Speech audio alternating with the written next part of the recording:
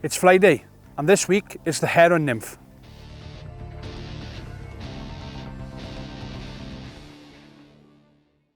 Right, so the hook we got on the vise is a wet Supreme size 14, and the thread we're using today is a uni tricot, nice and fine to keep the bulk down on the nymph. So we can lay down a nice base of thread,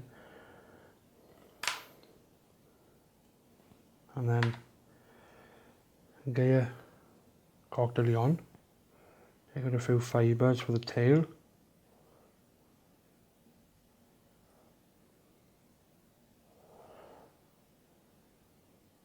You gauge how big you want it. Catch it in. A little bit long. Come down to that position there, and then tie everything in. Trim that. Then tie it down. On the way back down, then we're going to tie in some wire, some micro wire. Get off the spool.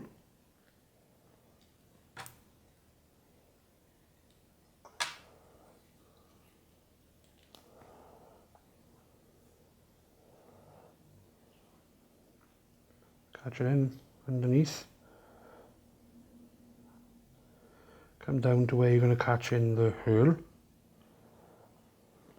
So then we're going to take, this feather was actually from a heron we got that comes to our fish farm, and he eats all the, not dead fish, but injured fish that we put in one of our tanks that they'll never survive, so we basically feed the heron. And he dropped this feather for me to use on my flies. So I take a couple of herl fibres out, catch it with a loose turn, and pull it down to the length of the body. Tie it in to where you're going to start the thorax, which is about there. And then you want to wrap the herl towards you. This is the weakest fibre. We'll counter rib it then with the gold wire. Take it to there. Tie it off. And trim. Then we're going to counter rib with the wire. Nice even turns. Oop. There. Catch the wire off. Right. Then you take another few fibres. I normally take it from the other side of the feather, the waist fibres. But take another few off. Tie this on top, sort of mid-herl, the thicker fibres for the thorax cover. And then you want to come down to where the body finishes. Trim. Tidy up, and then you're going to get some grey fox squirrel dubbing. It's a nice little spiky, buggy dubbing for thorax. Take a little pinch and dub it on to your thread. Tighten it up. And then what I tend to do is start in the middle, work back to where the start of the end of the body is. Tighten up a bit and then work forward. A bit more.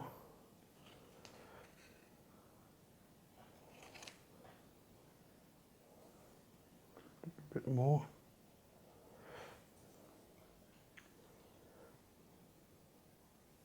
Then pull it back.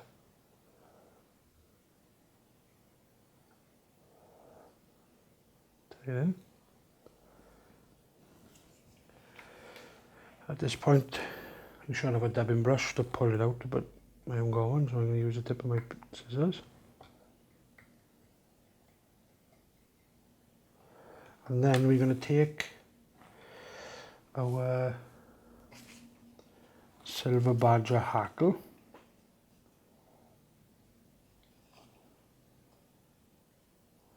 Pick quite a small feather, just to put at the head of the fly to give an impression of legs, or so. Prepare the hackle. Only going to give about 1 or 2 turns, so catching the hackle on my side, pull the tip up,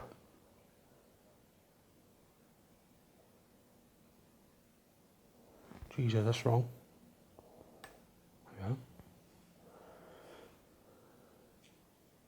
Tie it in.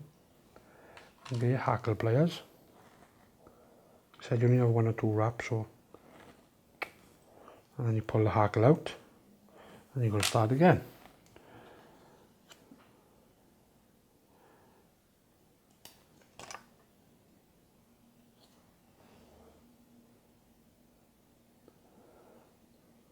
Catching the hackle. If you ever make a mistake when you're tying flies, it doesn't matter. I mean, you all make mistakes. And to be honest, it's part of actually learning to tie flies. When you make a mistake, you know what you did wrong, you know what you've got to do next to improve. So making mistakes is all part of learning. So you want to take your hackle, 1 turn, throw back, 2 turn, and then catch off. My side of the hackle, there.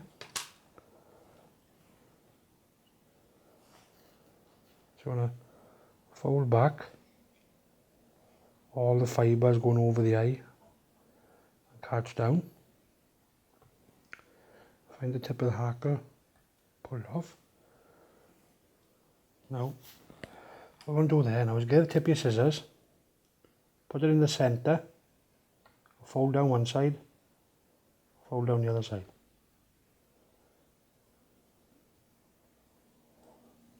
And then take your thorax cover, pull it, as you pull over the top, you want to stroke down the hackle fibres on the side so that it doesn't catch them in.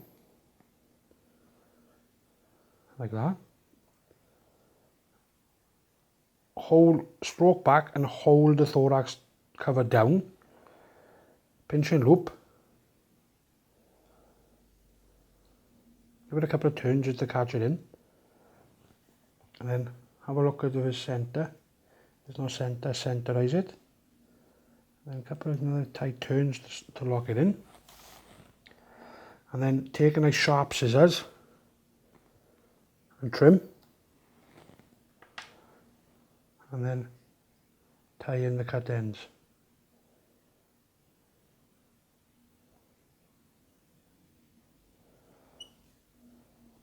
And we're finished.